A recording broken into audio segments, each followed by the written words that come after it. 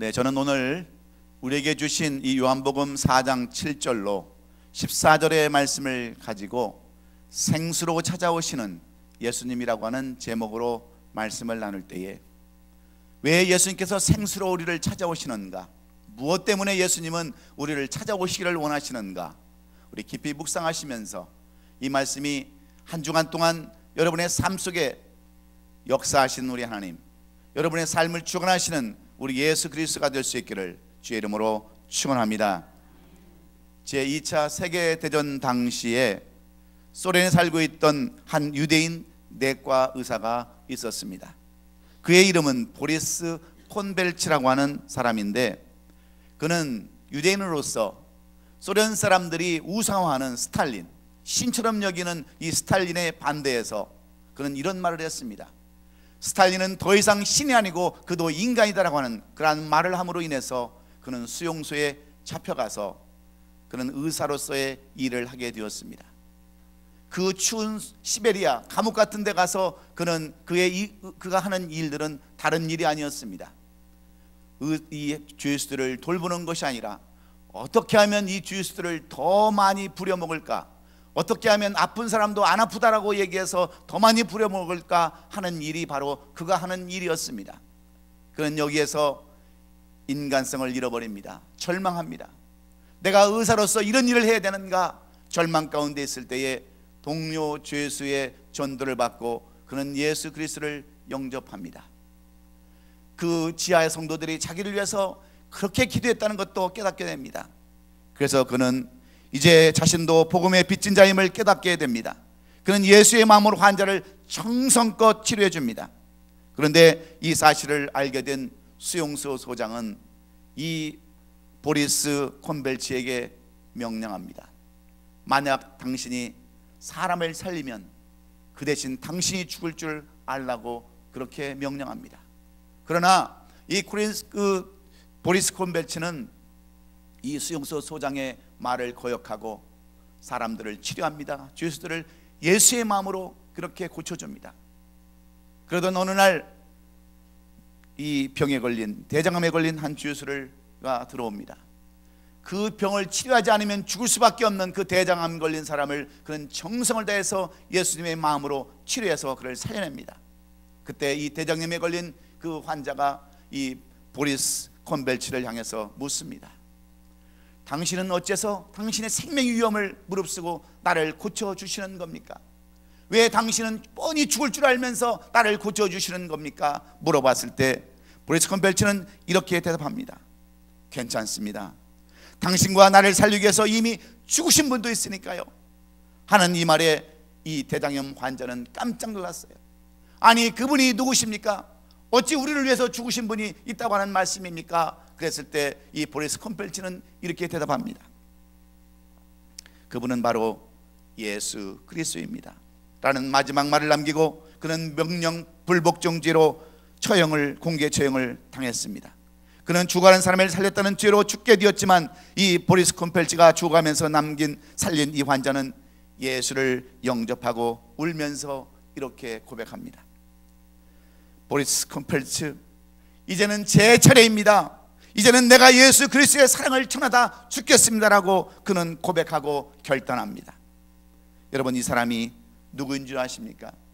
바로 노벨 문학상을 수상했던 소련 작가 알렉산더 솔제니친이라는 사람입니다.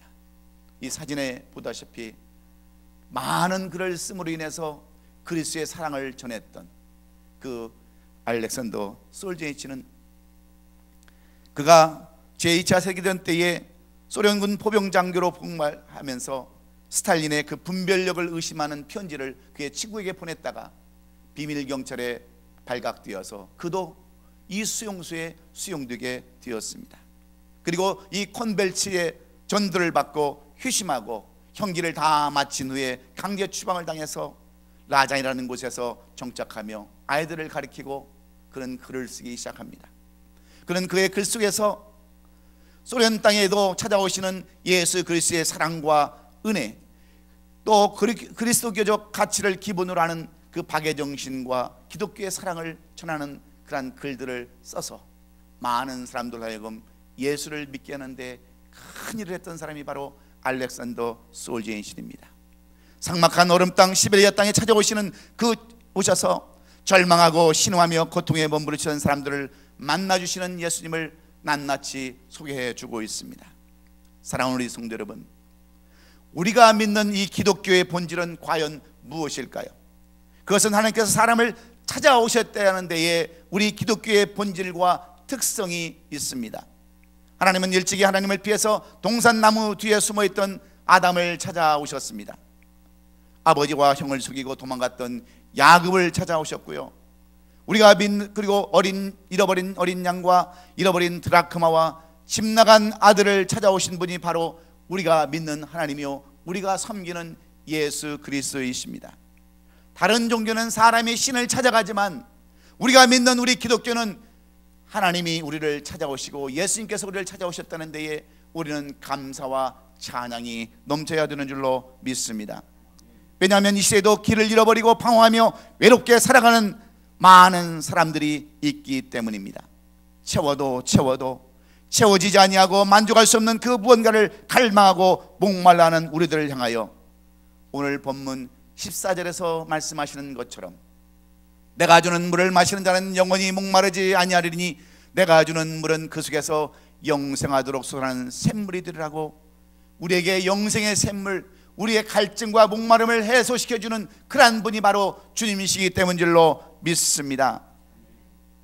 그래서 우리를 찾아오시는 주님, 우리를 만나시기 위해서 오시는 그 주님을 오늘 이 예배 가운데서 만나시는 우리 모든 성도들이 될 수 있기를 주의 이름으로 축원합니다. 우리가 복음서를 읽어보면 예수님께서는 여러 지역을 다니시면서 천국 복음과 그 다음에 구원과 영생의 복음을 전하셨습니다. 그런데 이렇게 복음을 전하실 때 그냥 전하신 것이 아닙니다.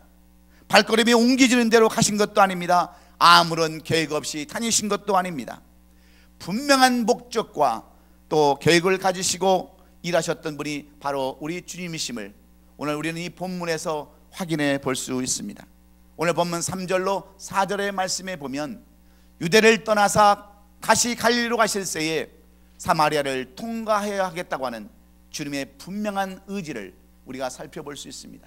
예수님은 이제 유대에서 저 갈릴리로 복음을 전하러 가실 때에 일부러 사마리아 지역이라고 하는 곳을 일부러 하나님 주님께서 들리셨다고 하는 그러한 의지를 보여줍니다.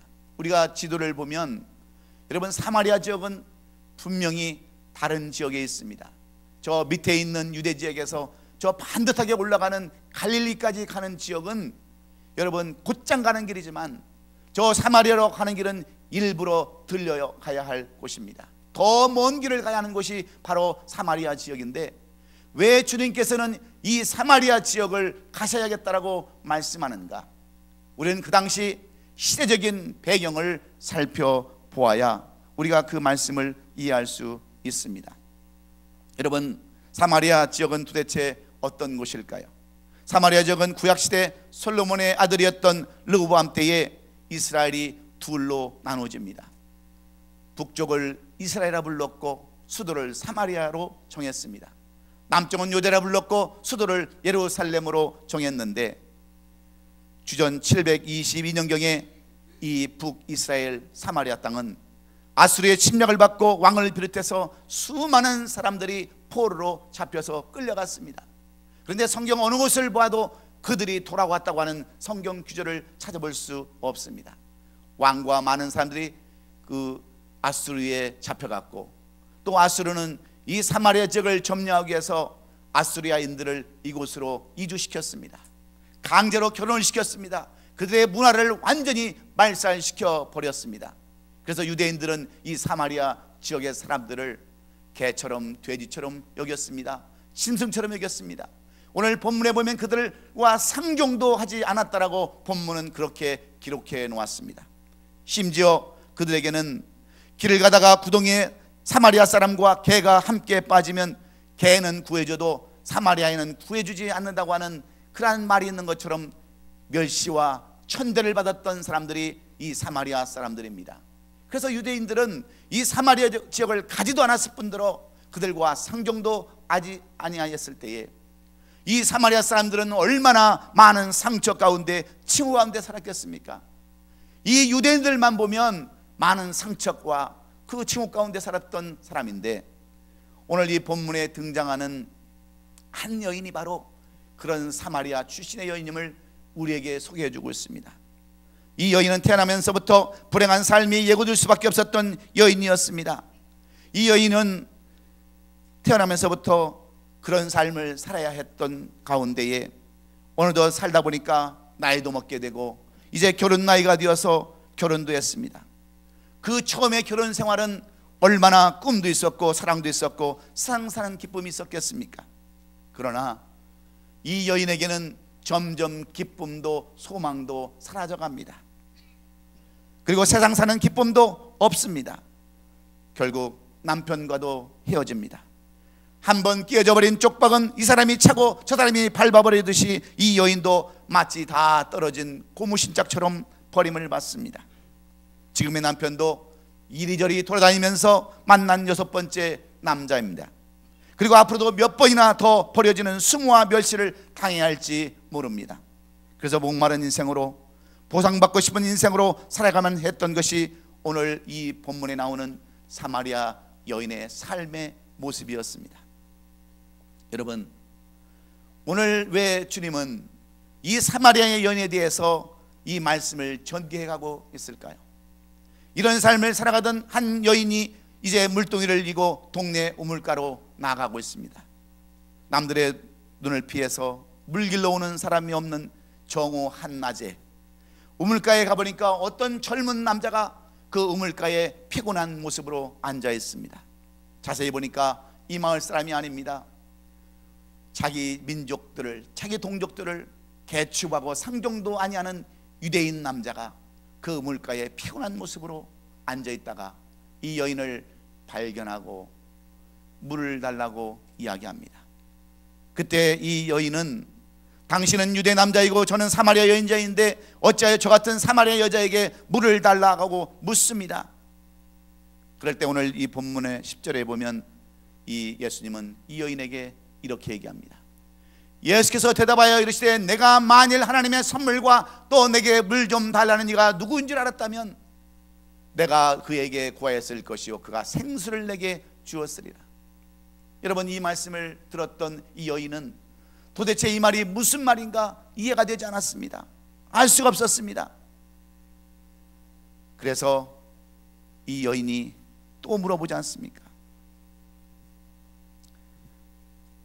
이 우물은 깊고 당신에게 투레박도 없는데 어디에서 물을 길어 저에게 준다고 하는 말입니까? 게다가 이 우물은 야곱이 우리에게 물려준 우물이고 지금까지 우리는 이 우물을 먹고 살았는데 이 우물물보다 더 좋은 물이 당신에게 있다고 하는데 그러면 그 물을 좀 내게 주세요. 그래야 나도 더 이상 물 길러 오지 않겠습니까? 하는 이 말씀에 주님은 그때서야 이 여인에게 이렇게 얘기합니다. 그러면 내가 당신에게 정말 목마르지 않는 그런 물을 줄 것이니 당신의 남편을 데려오라는 겁니다. 이 말에 이 여인은 깜짝 놀랐습니다. 이 말에 대해서 어떻게 대답해야 할 것인가? 그러면서 예, 저는 남편이 없습니다. 그랬을 때 예수님께서는 이 여인의 속을 다 아시고 맞습니다. 당신이 지금 6번째 사는 남편도 당신의 남편이 아닙니다라고 그렇게 이야기했을 때 이 여인이 하는 고백은 오늘 본문 내 고백처럼 주여 당신은 내가 보니 선지자입니다. 우리를 구하러 오신 메시아입니다라고 고백하고 간증하는 이 내용을 통해서 그리고 물동이를 버려두고 그 사마리아 동네에 가서 예수 그리스도를 전하는 그 모습을 통해서 우리에게 주시는 교훈이 있음을 우리는 알아야 합니다. 사랑하는 성도 여러분, 그렇다면 우리들의 삶은 어떻습니까? 여러분들은 어떤 지금 삶을 살아가고 있으십니까? 오늘 이 시대를 살아가는 우리의 모습이 마치 그 당시 사마리아 여인의 삶과 같지 않은지 살펴보아야 합니다.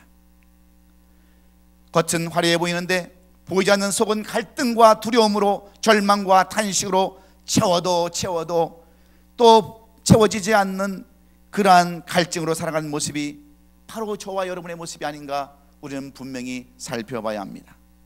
지금 이 시대는 많은 사람들이 갈증으로 허덕이고 살아가고 있습니다. 물질의 갈증을 느끼고 살아갑니다. 돈의 갈증을 느끼고 살아갑니다. 명예와 권력의 갈증에 목말라하며 살아갑니다. 지식과 쾌락의 갈증에 우리는 허덕이며 살아갑니다. 그래서 신음하고 탄식하며 그 무언가를 헤매며 살아가는 것이 우리들의 모습이 아니고 무엇이겠습니까? 불경기로 인해서 가정들은 깨어지고 많은 사람들이 인간관계가 깨어지면서 그 무언가를 찾고 있는 이 시대의 모습, 이 모습은 마치 사마리아인처럼 열등감으로 자포자기하며 살아가는 모습과 똑같은 모습입니다. 그래서 어쩔 수 없이 살아가면서 찾아오시는 예수님도 알지 못하고 살아가는 사람들에게 사마리아인을 찾아오신 예수님을 우리에게 소개해 주시기를 원해서 이 말씀을 저는 주신 줄로 믿습니다. 예수님이 이 여인을 찾아오신 이유와 목적을 말씀해 주시기 위해서 오늘 이 말씀을 주신 줄로 믿습니다. 그렇다면 이런 여인, 만족도 없이 늘 갈증을 느끼며 살아가는 우리들을 찾아오시는 그 이유가 어디에 있을까요? 오늘도 물질의 갈증을 느끼고 목말라하는 우리들에게, 사랑에 목말라서 갈증하는 우리들에게 오늘 주님은 무엇을 주시려고 찾아오시는 것일까요? 첫째는 우리로 하여금 얽매임에서 해방 주시기 위한 자유함을 주시기 위함인 줄로 믿습니다. 사마리아 땅은 이미 하나님의 임재가 떠난 이방 땅이 되고 말았습니다. 죄악으로 하나님을 멀리하고 불순종함으로 말미암아 하나님은 그들을 아수르 손에 붙여서 망하게 하셨습니다. 민족 자체를 말살시켜 버리시고 이방 민족인 아수르와 혼합되어서 이방인과 똑같이 살아가는 민족이 되었습니다. 그리고 같은 유대인들에게도 버림받고 손가락질 당하며 짐승처럼 여기고 상종도 하지 아니하는 사람들이 바로 사마리아 사람들이었습니다. 죄 많고 허물 많고 점 많은 곳, 그래서 사마리아 땅은 구약시대부터 버림받은 땅이 되고 말았습니다. 그런데 이런 곳을 찾아오시는 분이 계셨는데 바로 우리 예수님이셨습니다. 예수님은 마태복음 9장 12절에서 이렇게 말씀합니다.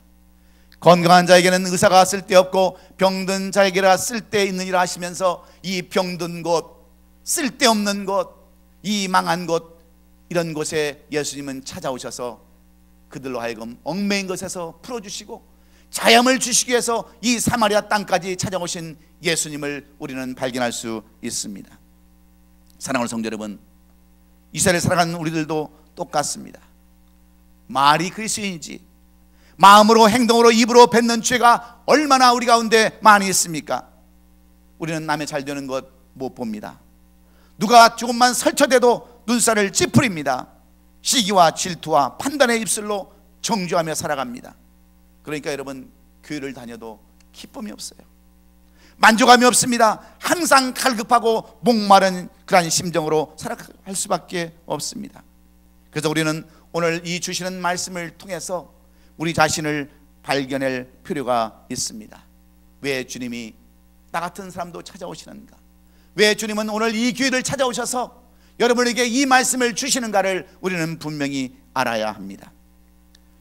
예수님은 죄가 많은 곳에 은혜가 넘쳐난다고 그랬습니다. 죄가 많던 사마리아 땅도 찾아가셔서 예수 그리스도의 복음, 천국 복음을 전파하셨습니다. 그러므로 우리가 염려할 것은 없습니다. 우리가 아무리 죄가 많다 할지라도, 잘못된 삶을 살아간다 할지라도 주님은 이런 곳에 찾아오셔서 우리를 하여금 얽매인 것을 풀게 하시고 자유함을 주시기 위해서 찾아오신다고 하는 이 사실을 여러분이 믿고 구할 때에 주님은 오늘도 여러분의 마음속에 찾아오셔서 사랑하는 아들아, 사랑하는 내 딸들아, 너는 내 것이라 인치시며 우리와 만나주시고 우리에게 생수를 공급해 주시는 줄로 믿습니다. 이 사마리아인은 자기 자신이 죄인인 것을 알았습니다. 그래서 오늘 이렇게 고백하지 않습니까? 이 세상에 의인은 하나도 없다고 하는 이 말씀을 너무나도 잘 알았기에 그는 자기 자신이 죄인임을 고백하지 않습니까? 그렇습니다. 내 남편도 지금 남편이 아닙니다. 나는 죄 가운데 살았습니다. 나는 갈급함과 목마름 가운데 살았습니다 하는 이 고백을 통해서 예수님은 이 여인에게 이제 자유함을 주셨습니다. 요한복음 요한일서 1장 19절에 기록된 것처럼 만일 우리가 우리의 죄를 자백하고 고백하면 미쁘시고 의로우사 우리의 죄를 사하시며 우리의 모든 불의에서 깨끗게 하실 것이오라고 말씀해 주고 있어요. 여러분, 어떤 사람을 주님은 찾아오십니까? 주어진 일에 최선을 다해야 합니다. 이 여인은 비록 죄 가운데 있었고 목마른 가운데 있었지만 목매달지 않았습니다. 포기하지 않았습니다. 끝까지 하루하루 주어진 삶을 이어가기 위해서 물동이를 일고 물을 길러 왔습니다. 여러분, 힘든 일 있으세요? 고달픈 일 있으세요? 정말 목말라 갈증을 느끼고 살아가는 분들이 계십니까? 여러분의 주어진 삶을 포기하지 마세요. 그리고 주님 앞에 죄인이라고 고백하며 항상 겸손한 자세로 나갈 때에 오늘 이 사마리아 여인을 찾아오신 그 주님도 여러분을 찾아오셔서 여러분에게 자유함을 주실 줄로 믿습니다. 얽매인 가운데 여러분을 풀어주시는 줄로 믿습니다. 중요한 것은 내가 죄인인가 아닌가, 그것을 깨닫는 데 있습니다.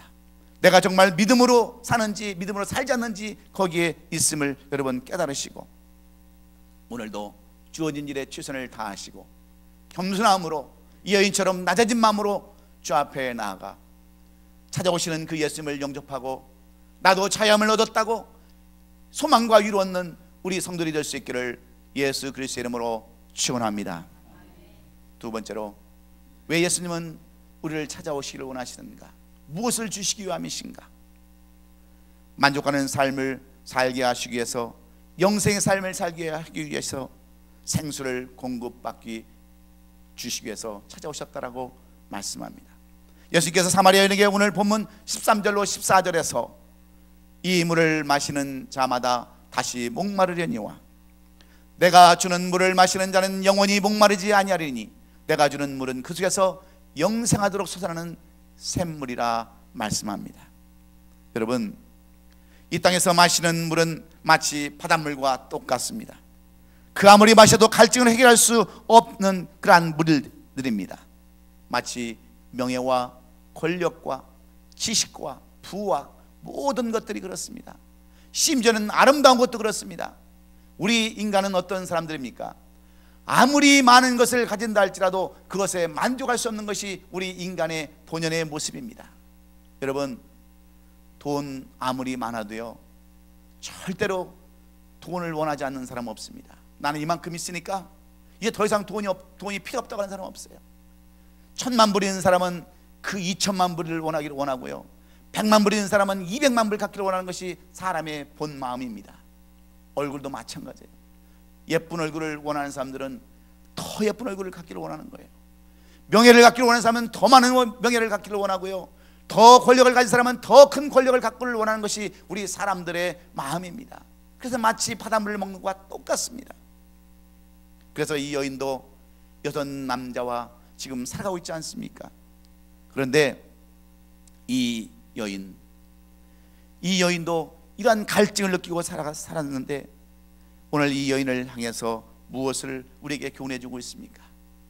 아무리 이런 것이 많다 할지라도 다 헛되임을 우리에게 교훈해 주고 있습니다.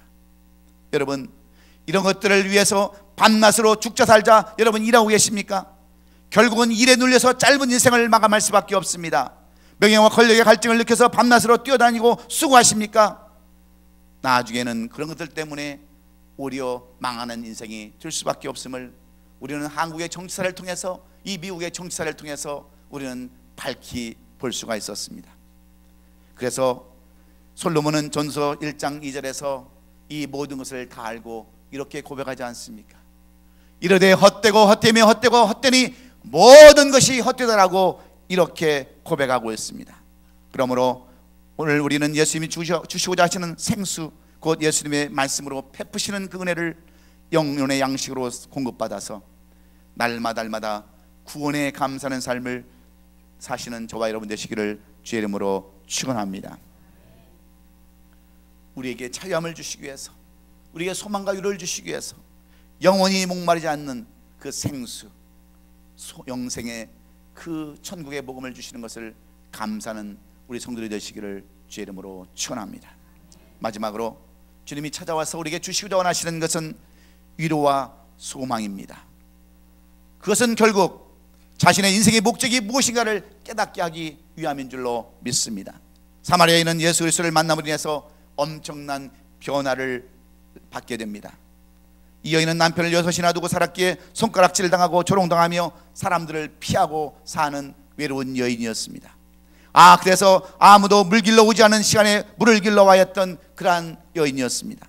남들과 어울려 살 수 없었던 외롭고 비참한 삶을 살아야 했던 슬픈 여인. 이 여인이 한순간 예수 그리스도를 만남으로 인하여 인생의 진정한 행복을 맛보게 되었다고 하는 것이 오늘 이 본문의 결론의 말씀입니다. 주님이 주시고자 하시는 위로와 소망을 얻게 되었다고 하는 말씀이요, 쓰라렸던 과거의 아픔과 고통은 이제 사라지고 미래에 대한 새로운 희망을 발견하게 되었다고 하는 것이 오늘 이 본문이 주는 결론의 말씀입니다. 예수 그리스도 메시아를 만남으로 이 여인은 죄에서 벗어나 자유함을 얻습니다. 만족하지 못했던 갈증을 해소하게 되었고 이제는 소망과 위로를 얻습니다. 왜 그랬습니까? 예수를 만남으로 이제는 더 이상 세상 것에 대해서 미련을 버렸기 때문입니다. 예수를 만남으로 인해서 이제는 남편도 더 이상 필요 없게 되었습니다. 더 이상 억압과 고통에 얽매일 필요도 없게 되었습니다. 도리어 과감하게 물동이를 내버려 두고 동네로 나가서 온 동네 사람들에게 선포합니다. 내가 만난 예수, 나를 회복시킨 예수를 증거하는 여인으로 변화된 것이 바로 이 사마리아 여인입니다. 사랑하는 성도 여러분, 우리는 오늘도 가난하고 병들고 멸시와 천대와 조롱받는 자들을 찾아오시는 그 예수님, 그 예수님은 오늘도 우리를 위로해 주시기를 원하십니다. 여러분을 찾아오셔서 소망과 평강을 주시기를 원하십니다. 그래서 축 처진 우리의 어깨를 어루만 주시며 내가 너와 함께 하리라고 약속하는 그런 분이 바로 우리 주님이십니다. 그런데 왜 우리가 두려워하고 절망하며 포기하고 살아갑니까? 그것은 바로 우리를 찾아오시는 예수님을 만나지 못했기 때문에 그렇습니다. 아니, 그분을 신뢰하지 못했기 때문입니다. 여러분, 지금은 사순절절기입니다. 이제 예수님의 고난과 십자가에서 죽으실 고통의 기간이 얼마 남지 않았습니다. 그래서 예수님은 마지막 겟세마네 동산에 올라가셔서 땀방울이 핏방울이 되도록 그렇게 기도하시면서 제자들에게 무엇을 부탁했습니까? 마태복음 26장 38절에 이렇게 기록해 놓았습니다. 이에 말씀하시되 내 마음이 매우 고민하여 죽게 되었으니 너희는 여기 머물러 나와 함께 있으라 부탁하셨습니다. 나를 위해서 기도해 달라는 거예요. 나를 위해서 정말 너희들이 함께 끼어서 기도하고 동참하는 삶을 살게 해달라고 했지만 제자들은 그러지 못했습니다. 그런데 우리의 모습도 당시 제자들의 모습과 무엇이 다를 바가 있겠습니까? 이 사순절 기간에 우리의 마음대로 살 때가 얼마나 많이 있습니까? 예수님은 온데간데였고 이 쾌락을 위해서, 정말 우리의 그 만족을 위해서, 물질을 위해서 기도하는 것이 아니라, 찬양하는 것이 아니라, 말씀 보고 예배하는 것이 아니라 오늘도 저 세상을 향해서 나가는 사람들이 얼마나 많이 있느냐는 겁니다. 어찌 이런 사람들이 주님을 만날 수 있겠습니까? 오늘 우리는 이 사마리아 여인을 통해서 어떻게 주님은 찾아오시는가, 어떤 사람을 찾아오셔서 무엇을 주시는가를 분명히 깨달아야 합니다. 여러분, 얽매임에서 자유함을 얻기를 원하십니까? 영생의 삶을 여러분 얻기를 원하십니까? 인생에 사는 목적을 분명히 발견하기를 원하십니까? 그렇다면 우리는 주어진 일에 대해서 최선을 다해야 합니다. 오늘 이 사마리아 여인처럼 비록 죄 가운데, 어둠 가운데, 슬픔 가운데 살았지만 이 여인처럼 주어진 하루하루의 삶에 최선을 다해야 합니다. 비록 비즈니스가 어렵고 가정이 어렵고 모든 것이 다 어렵지만 주어진 곳에서 내가 최선을 다하고 나는 연약하다라고, 나는 죄인이라고 고백하며 겸손하고 낮아질 때에 주님은 그런 사람을 찾아가 주셔서 주님이 주시고자 하시는 자유함과 영생의 삶과 인생에 사는 목적을 분명하게 허락해 줄 줄로 믿습니다. 영혼의 갈급함을 가져야 합니다. 세상 것보다는 영혼의 갈급함, 저 하늘의 소망을 두고 살아갈 때 그런 사람을 주님은 찾아오셔서 우리에게 이런 축복, 이런 변화를 허락해 주시는 줄로 믿습니다. 마지막으로 예수를 증거하고자 하는 삶을 살아야 돼요.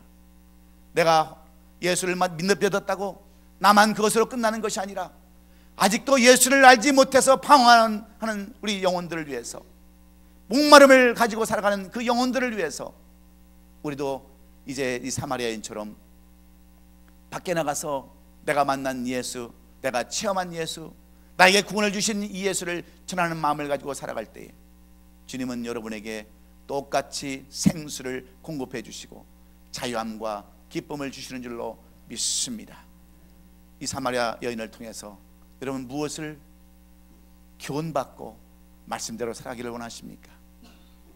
오늘 이 여인을 통해서 주시는 말씀을 우리의 삶 가운데 적용하고 이 말씀을 거울 삼아서 최선을 다하고 낮아진 마음으로, 겸손한 마음으로, 그리고 갈급한 영혼으로 예수님을 증거하고자 하는 그런 마음으로 이 한 주간 사셔서 다음 주간은 우리 하나님을 증거하고 간증할 수 있는 우리 모든 성도들이 되시기를 예수님의 이름으로 축원합니다.